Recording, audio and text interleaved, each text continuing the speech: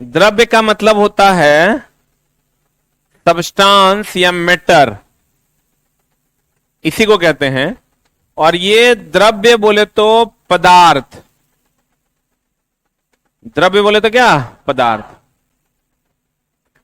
गौर फरमाइएगा, ठीक है। हमने आपको कहा कि द्रव बोले तो लिक्विड। हम लोग पहला चैप्टर स्टार्ट कर रहे हैं। The name of the chapter is general, मतलब पहला क्लास स्टार्ट किए हैं 11 नंबर चैप्टर का, जिसका नाम है पदार्थ के सामान्य गुण। ये नाम है पदार्थ के सामान्य गुण में। अभी हम लोग general properties of matter chapter number 11 पढ़ रहे हैं। जो लोग को नहीं पता है देख लीजिए। अब यहां पर हम लोग अभी द्रव और द्रव्य में अंतर पढ़ रहे थे। द्रव और द्रव्य में क्या अंतर है? द्रव का मतलब होता है, चला जी, लिक्विड। द्रव का मतलब क्या होता है? लिक्विड होता है। और द्रव्य का मतलब क्या होता है? पदार्थ। अब देखिए, चला जी, जनरल प्रॉपर्टीज ऑफ मैटर का चैप्टर नंबर 11, चैप्टर 11। गौर फरमाइएगा। पहले तो पदार्थ कितने प्रकार के होते हैं? पदार्थ किसको कहते हैं? जो स्थान छेदता है, जिसमें भार होता है, उसे हम लोग क्या कहते हैं?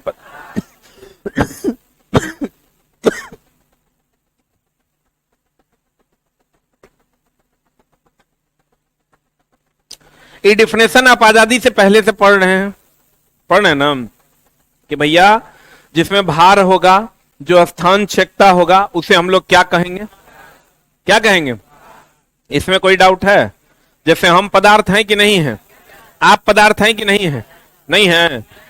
तो जिसमें भार हो, जो स्थान छेदता हो, वो सब क्या है? क्या है? पदार्थ है। पदार्थ को ही हम लोग मैटर कहते हैं, और उसी को हम लोग सब्सटेंस कहते हैं। अब पदार्थ के अलग अलग भाग हैं। पदार्थ की अगर आप बात कीजिएगा तो पदार्थ की अलग अलग अवस्थाएं हैं। एक अवस्था है ठोस। पदार्थ की मुख्यतः 3 अवस्था है। दूसरा अवस्था है द्रव, एंड तीसरा अवस्था है पदार्थ का, वो है गैस। ठोस, द्रव, गैस। पदार्थ की कितनी अवस्थाएं? कौन कौन? ठोस, द्रव और गैस। लेकिन इसके अलावे भी 2 और अवस्थाएं हैं। मुख्यतः यही 3 अवस्था है, ठोस, द्रव और गैस। इसके अलावे 2 और अवस्था है पदार्थ की। अब जैसे ठोस का एग्जांपल आप ले लीजिए, बर्फ। द्रव का मतलब ले लीजिए आप पानी। और गैस का मतलब आप ले लीजिए जलवाष्प। गैस का मतलब आप ले लीजिए क्या? जलवाष्प। इसके अलावे 2 और अवस्थाएं हैं। चौथी अवस्था है पदार्थ की, जो है प्लाज्मा। और एक 5वीं अवस्था भी है पदार्थ की मेरे दोस्त, जिसका नाम है बोस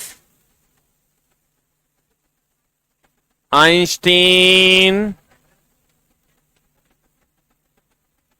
कंडेंसेट। देखिएगा, पदार्थ की कितनी अवस्थाएं? ठोस, द्रव, गैस। चौथी अवस्था प्लाज्मा अवस्था। अब 5वीं अवस्था बोस आइंस्टीन कंडेंसेट, ठीक है। इस पर अभी काम चल रहा है। ये पदार्थ की 5वीं अवस्था है, 5th स्टेट ऑफ मैटर है। इसकी खोज सत्येंद्रनाथ बोस ने किया था। किसने किया था? आप देखिए, चला जी, ठोस को गर्म कीजिएगा द्रव बनेगा, द्रव को गर्म कीजिएगा गैस बनेगा, गैस को गर्म कीजिएगा प्लाज्मा बनेगा, प्लाज्मा को और गर्म कीजिएगा बोस आइंस्टीन कंडेंसेट बनेगा। तो धीरे धीरे टेम्परेचर को बढ़ाते जाइएगा और अवस्था बदलते जाता है। अब ठोस के कणों में क्या है, चला कि अगर ठोस के कण होंगे तो वो सटे सटे होंगे। द्रव के कण होंगे तो वो थोड़ा हटे हटे होंगे। गैस के कण अगर होंगे तो वो एकदम हटे हटे होंगे, ठीक है। ठोस के कण आपस में क्या होंगे? सटे सटे। द्रव के कण आपस में थोड़ा हटे हटे, और गैस के कण बहुत ज्यादा हटे। अब बताओ, अंतर आणविक अगर हम स्थान की बात करें, गौर फरमाइएगा, अगर इनके बीच के स्थान की बात करें तो सबसे ज्यादा स्थान किसमें होगा? गैस में होगा। और सबसे कम आकर्षण किसमें होगा? ठोस में। सबसे कम आकर्षण गैस में ना होगा रे। सबसे ज्यादा आकर्षण बल इसमें होगा तब ना सबसे ज्यादा पकड़े हुए होगा। बोलो ना रे, सबसे ज्यादा पकड़े हुए कौन होगा? ठोस। सबसे कम पकड़े हुए कौन होगा? अब बताओ, सबसे ज्यादा घुलने मिलने का गुण किसमें होगा? सबसे ज्यादा घुलने मिलने का गुण गैस में ना होगा रे। अजीब लड़का है। तुम पादोगे तो ज्यादा घुलेगा मिलेगा कि मूतोगे तो ज्यादा घुलेगा मिलेगा? बोलो ना रे। गैस में जल्दी घुलता मिलता है, मूतोगे तो बहुत देर बाद महकता है या गमकता है। कहते हैं चला कि सबसे ज्यादा घुलने मिलने का गुण किसमें होगा? गैस में। घुलने मिलने का गुण ही विसरण कहलाता है, तो सबसे ज्यादा विसरण का गुण किसमें हुआ? अंतराण्विक आकर्षण बल सबसे ज्यादा किसमें? ठोस में। और सबसे कम किसमें? किसमें? बीच में ही रहेगा। बोलो न रे। अंतराण्विक स्थान सबसे ज्यादा किसमें और सबसे कम किसमें? क्लियर है? पक्का? बताओ, स्वसंजक बल होता है समान अणुओं के बीच लगने वाला बल। जैसे सबसे ज्यादा लगने वाला बल स्वसंजक बल किसमें होगा? ठोस में। और सबसे कम? जैसे पेन का बोर्ड के साथ असंजक बल और समान अणु हो गया, अब बोर्ड का अपने अणुओं के बीच लगने वाला बल स्वसंजक बल। बोलो न रे। अब देखो, कहते हैं, गौर फरमाइएगा, द्रव्य या पदार्थ वह वस्तु जो स्थान घेरता है, जिसमें द्रव्यमान होता है, जिसका अनुभव हम अपनी ज्ञानेंद्रियों द्वारा कर सकते हैं, क्या कहलाता है? पदार्थ। इसका एग्जाम्पल कौन कौन हो गया? लोहा, लकड़ी, हवा, दूध, पानी, ये सब क्या है? पदार्थ है। बोलो न रे। अच्छा, ये तो चला पढ़ा होगा ना कि ठोस का आकार और आयतन दोनों निश्चित होता है। पढ़ा है कि झूठे बोलता है? आकार और आयतन दोनों क्या होता है? निश्चित होता है। और द्रव का आयतन निश्चित होता है और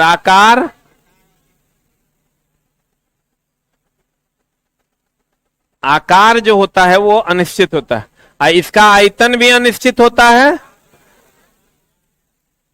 और आकार भी क्या होता है? अनिश्चित होता है। बोलो हाँ या ना। ठोस का आकार और आयतन दोनों क्या होता है? क्या होता है? द्रव का आयतन और आकार दोनों, आयतन तो निश्चित होता है, 1 लीटर लोगे 1 लीटर रहेगा, लेकिन आकार इसका क्या होगा? अनिश्चित। ये बचपन से आप पढ़ते आए होंगे। आप कुछ लोगों को यहां पर डाउट हो जाएगा, गैस का आयतन कैसे बढ़ जाएगा? गैस को अगर आप छोड़ दीजिएगा तो बहुत आसानी से वो दूसरे गैस में घुल मिल जाएगा, लेकिन आप द्रव को जब छोड़ दीजिएगा तो घुलेगा मिलेगा नहीं। द्रव कभी गैस में घुलेगा मिलेगा, इसलिए उसका आयतन तो निश्चित रहता है लेकिन आकार अनिश्चित होता है। जिस आकार में दीजिएगा, लोहा में गिलास में दीजिएगा तो गिलास का आकार ले लेगा, लोटा में दीजिएगा तो लोटा का आकार ले लेगा। कौन? द्रव। कौन? लेकिन बताओ, पत्थर का टुकड़ा को आप किसी भी शेप में दीजिएगा तो वो अपना शेप बनाए रखेगा कि उसके शेप में आ जाएगा? हाँ, बनाए रखेगा ना। आप पत्थर को ले जाके बाल्टी में डाल दीजिए, वो अपने शेप में रहेगा, लेकिन पानी को आप बाल्टी में डाल दीजिए, बाल्टी के शेप में आ जाएगा। और गैस को आप बाल्टी में डाल दीजिए, बाल्टी के शेप में आ जाएगा। बोलो न रे। तो कहते हैं लोहा, लकड़ी, हवा, दूध, पानी इत्यादि। अब चला, ये हो गया ठोस, दैट इज सॉलिड, लिक्विड और क्या? गैस। पदार्थ की मुख्यतः कितनी अवस्थाएं? 3। कौन कौन? तो आप गौर से देखिए, ठोस अवस्था में अणु सटे सटे हैं कि हटे हटे? द्रव में थोड़ा हटे हटे, गैस में पूरा हटे हटे ना। बोलवे नहीं करेगा। ठोस में अणु थोड़ा सटे सटे, द्रव में थोड़ा हटे हटे, और गैस में ज्यादा ना हटे हटे। अब चला बताइए, सबसे ज्यादा आकर्षण का गुण किसमें होगा और सबसे कम? पक्का? सबसे ज्यादा अंतराण्विक स्थान किसमें? अंदर के अणुओं के बीच के स्थान को अंतराण्विक स्थान कहते हैं। सबसे ज्यादा किसमें और सबसे कम किसमें? क्लियर है? पक्का? अच्छा बताइए, स्वसंजक बल सबसे ज्यादा किसमें? इसके अणुओं में स्वसंजक बल आपस में ज्यादा होगा और इसके अणुओं में स्वसंजक बल सबसे कम की ज्यादा। गति सबसे ज्यादा किसमें? पक्का ना? इसके अणुओं में गति ज्यादा होगा और इसके अणुओं में गति कम होगा।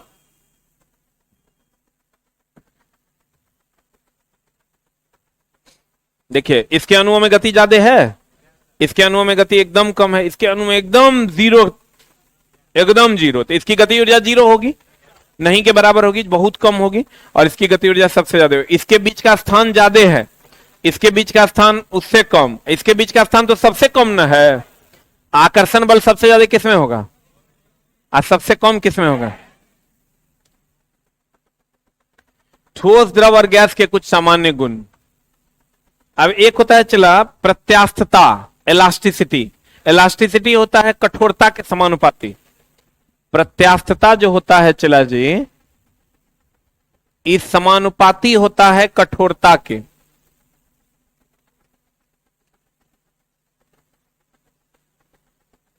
प्रत्यास्थता किसके समानुपाती होता है? कठोरता के। प्रत्यास्थता किसके समानुपाती होता है? किसके?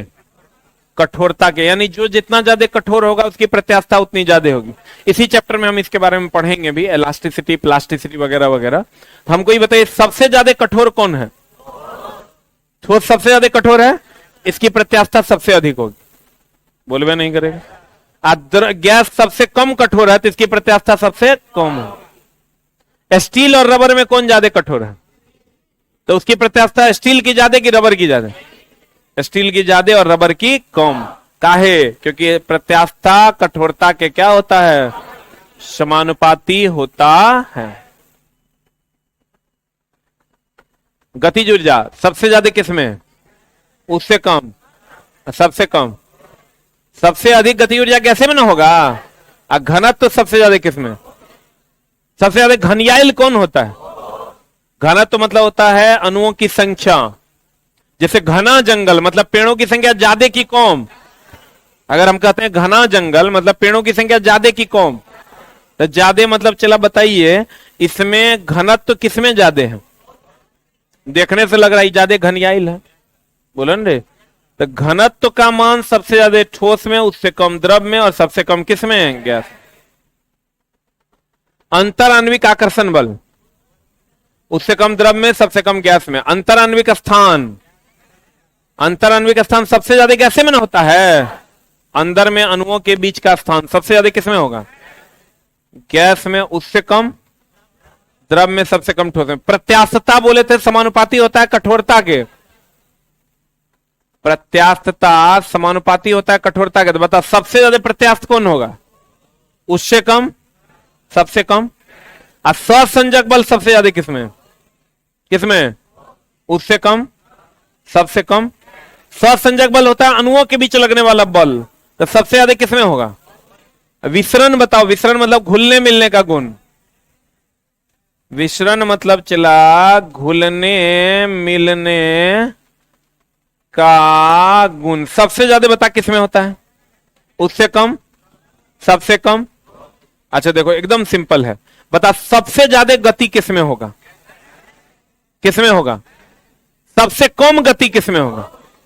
पक्का। सबसे ज्यादा गतिज ऊर्जा किसमें? सबसे ज्यादा अंतराण्विक स्थान किसमें? सबसे कम आकर्षण बल किसमें? सबसे कम प्रत्यास्थता किसमें? सबसे कम कठोरता किसमें? सबसे ज्यादा विसरण किसका? विसरण मतलब घुलने मिलने का गुण किसका? गैस का। यही पूछेगा, ठीक ना। अब वो जमाना चला गया कि आपको पूछेगा जिसका आकार और आयतन निश्चित हो उसे क्या कहते हैं। वो नहीं पूछेगा, उसके गुणों के बारे में पूछा जाएगा। तो आपको बस एनालाइज करना है। अच्छा गैस के अणुओं की गति ज्यादा होती है इसलिए उसकी गति ऊर्जा ज्यादा होगी। गैस के अणुओं के बीच का स्थान ज्यादा होता है इसलिए अंतराण्विक स्थान ज्यादा होगा। गैस के अणुओं का घनत्व तो कम होता है, कम घनियाइल की ज्यादा घनियाइल? आई ज्यादा घनत्व ना, ज्यादा घनत्व मतलब पेड़ों की संख्या ज्यादा। क्लियर है? इसके अलावा पदार्थ की दो और अवस्थाएं हैं। हाँ बोलिए। अभी पढ़ाएंगे, चला इलास्टिसिटी हम आगे। एक टॉपिक है इलास्टिसिटी। अभी खाली आप इतना जानिए है कि कठोरता के क्या होता है वो समानुपाती। वैसे पूछ ही लीजिए आप अपना सवाल। तो आयरन का ज्यादा होगा। वो चला डिपेंड करेगा गोल्ड में किसकी मात्रा कितनी ज्यादा है, उसका लचीलापन पे भी डिपेंड करेगा, वो कंडीशनल हो जाता है, डिपेंड करता है मटेरियल पे। अब दो और अवस्थाएं कौन कौन है? Plasma, Bose-Einstein condensate. प्लाज्मा पदार्थ की कितवीं अवस्था है? चौथी। अब बोस-आइंस्टीन कंडेंसेट पांचवी। अभी जो पदार्थ की चौथी अवस्था है चला जी, वो है प्लाज्मा। क्या नाम है इसका? प्लाज्मा। अब इसका टेम्परेचर जानते हैं कितना जाता है? 20,000 डिग्री सी तक। कितना डिग्री सी तक चला? प्लाज्मा अवस्था का तापमान जाता है 20,000। अब 20,000 डिग्री सी कितना ज्यादा हो गया? बहुत ज्यादा हुआ कि बहुत कम हुआ? बहुत ज्यादा हो गया। तो 20,000। अब सूर्य का टेम्परेचर है 6,000 डिग्री सी। सूर्य का टेम्परेचर कितना है? आप सोच के देखिए आप कि सूर्य का टेम्परेचर 6,000 डिग्री सी है और 20,000 डिग्री सी इसका टेम्परेचर हो सकता है। मतलब जलिए जाएगा, कुछ बच में नहीं करेगा। 20,000 डिग्री सी तक इसका टेम्परेचर जा सकता है। और कहा जाता है कि सूर्य और तारों की जो ऊष्मा है, सूर्य और तारों की जो ऊष्मा है वो इसी अवस्था के कारण होती है। किस अवस्था के कारण? प्लाज्मा अवस्था के कारण। सूर्य और तारों की ऊष्मा प्लाज्मा अवस्था के कारण होती है। यह पदार्थ की चौथी अवस्था है और इतना हाई टेम्परेचर होता है कि इस पर गैस भी आयन के रूप में टूट जाती है। अगर O2 है ना, तो ये टूट जाता है O डबल माइनस। गैस से आयनीकृत हो जाती है, अर्थात यह एक आयनीकृत अवस्था भी है। अच्छा चला बताइए, किसी भी चीज को अगर आप गर्म करिएगा तो टूटेगा कि जुटेगा? टूटेगा ना। ये इतना हाई टेम्परेचर होता है, गैसों को तोड़ देता है। गैस को भी आयनीकृत होकर क्या कर देता है? तोड़ देता है। इसीलिए कहते हैं यह एक आयनीकृत अवस्था भी है। और सबसे इंपॉर्टेंट जो आपको पूछेगा वह है सूर्य और तारों की ऊष्मा प्लाज्मा अवस्था के कारण होती है। यह पदार्थ की कितवीं अवस्था है? चौथी। इसका टेम्परेचर कितना तक जा सकता है? कहते हैं अवस्था परिवर्तन, ये तो अलग से हम बताएंगे। अवस्था परिवर्तन के दौरान तापमान क्यों नहीं बदलता है, हीट में हम आपको बताएंगे। ठोस, द्रव और गैस के अलावा पदार्थ की दो और अवस्थाएं कौन कौन? प्लाज्मा अवस्था यही है चला। इसमें गैस भी आयनीकृत हो जाता है, प्लस माइनस में टूट जाता है। इस सूर्य की जो ऊष्मा है यह प्लाज्मा अवस्था के कारण होती है। प्लाज्मा अवस्था क्या है? गौर फरमाइएगा। यह पदार्थ की कितवीं अवस्था है? प्लाज्मा अवस्था का तापमान लगभग कितना तक हो सकता है? इतना तक हो सकता है। प्लाज्मा अवस्था एक आयनित अवस्था है। कौन अवस्था है? और कहते हैं प्लाज्मा प्राय विसर्जन नलिका, जो ट्यूब वगैरह आता था पहले, टीवी का जो डिस्चार्ज ट्यूब आता था, अब नहीं आता है, उसमें इसका यूज करते हैं। नाभिकीय रिएक्टर इत्यादि में पाए जाते हैं। That is very very important. Plasma, सूर्य और तारों की ऊष्मा चमक प्लाज्मा अवस्था के कारण होती है। प्लाज्मा अवस्था, अब बताओ, प्लस माइनस होगा तो विद्युत का सुचालक होगा। जब यह आवेश आ जाएगा मतलब विद्युत का क्या होगा? सुचालक। यह विद्युत का क्या है? सुचालक। लेकिन चलो जो आपको पूछेगा वो यही पूछेगा कि सूर्य और तारों की ऊष्मा हाईलाइट कर लीजिए, किस अवस्था के कारण होती है? And the name of the अवस्था इज प्लाज्मा अवस्था। सूर्य और तारों की ऊष्मा किस अवस्था के कारण होती है? प्लाज्मा अवस्था के कारण।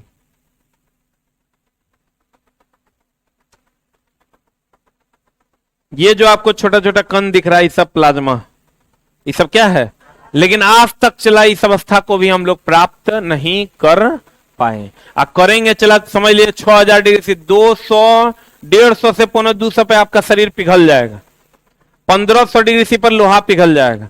सबसे हार्ड मटेरियल है टंगस्टन, 3700 डिग्री सी पर वह पिघल जाएगा। कितना डिग्री सी पर? इसका टेम्परेचर, सूर्य का टेम्परेचर लगभग 6,000 डिग्री सी है। अब प्लाज्मा अवस्था का टेम्परेचर लगभग कितना डिग्री सी? 20,000 degree C. हाँ, ज्वाला वगैरह से यही निकलता। अब है चला बोस-आइंस्टीन कंडेंसेट। बोस-आइंस्टीन कंडेंसेट के बारे में कोई फैक्ट उपलब्ध नहीं है, इस पर काम चल रहा है। यह पदार्थ की कितवीं अवस्था है? पांचवी। सत्येंद्रनाथ बोस के नाम पर इस अवस्था का नाम पड़ा है, जिसका नाम है बोस-आइंस्टीन। आइंस्टीन साहब थे, उनके नाम पर भी है, तो बोस आइंस्टीन कंडेंसेट। 1920 में यह पदार्थ की कईवीं अवस्था है? पांचवी। 1920 में सत्येंद्रनाथ बोस ने पांचवी अवस्था की खोज की गणना की। इसी के आधार पर आइंस्टीन ने पदार्थ की पांचवी अवस्था की भविष्यवाणी की। इस अवस्था को प्राप्त करने के लिए कॉर्नेल विमेन कैट्रेले को नोबेल पुरस्कार दिया गया था। बट ये पुरस्कार वगैरह नहीं याद रखना है, आपको ये याद रखना है कि यह पदार्थ की कईवीं अवस्था है? कईवीं अवस्था है? पांचवी अवस्था है। तो चला जी, हमने आपको कहा पदार्थ की कितनी अवस्थाएं हैं? टोटल अवस्था कितनी है पदार्थ की? कौन कौन? ठोस, द्रव, gas, plasma, Bose Einstein condensate, यही ना है। सबसे सघन कौन? पक्का? मेनली यही तीनों अवस्था में कंपैरिजन करना है। सबसे विरल कौन? सबसे ज्यादा विसरण किसका होगा? और सबसे कम विसरण किसका हो? और सबसे ज्यादा अंतरान्विक आकर्षण बल किसमें ज्यादा? ठोस की, द्रव की, गैस? पक्का ना? और सबसे कम आकर्षण बल किसमें? घनत्व तो सबसे ज्यादा किसमें? पक्का? सहसंजक बल सबसे ज्यादा किसमें? किसमें? आप पदार्थ की चौथी अवस्था का क्या नाम है? क्या नाम है? कईवीं अवस्था है? चौथी। पक्का? पदार्थ की कईवीं अवस्था है? चौथी अवस्था। कौन? प्लाज्मा। सूर्य और तारों की ऊष्मा किस अवस्था के कारण होती है? किस अवस्था? प्लाज्मा अवस्था। आप प्लाज्मा अवस्था आयनीकृत अवस्था है। आयन जहां भी होगा, ये ध्यान रखिएगा, वो सुचालक होगा, क्योंकि आयन के कारण ही धारा का प्रवाह होता है, विद्युत धारा का प्रवाह होता है। तो आयन जहां होगा, वो सुचालक की कुचालक? पक्का? पदार्थ की कितने प्रकार? कितने? मुख्यतः कितने? क्लियर है ना? बताइए, प्रत्यास्थता यानी कठोरता सबसे ज्यादा किसमें?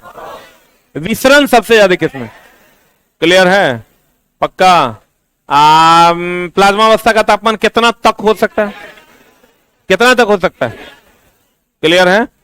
आज चला चुकी अटेंडेंस कम है, बच्चे आ ही रहे हैं, आज हम लोग यहीं तक रखेंगे। ठीक है, थैंक यू वेरी मच। बाकी सभी कक्षाएं चलेंगी, सभी कक्षाएं अपने नियमित समय पर चलेंगी।